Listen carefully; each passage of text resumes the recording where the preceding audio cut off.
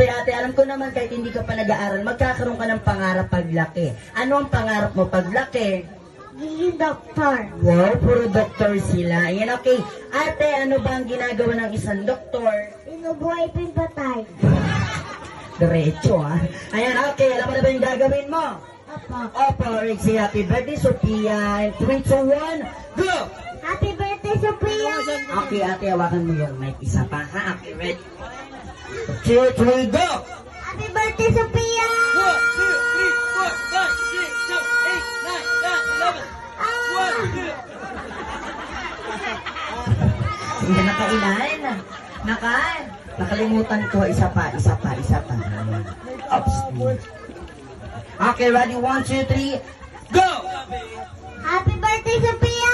1, 2, 3, 4, 5, 6, 7, 8, 9, 1. Alright, nakailan? Well, alright, dahil yan talo si ate. Okay, ngayon, sino yung ayos natin sa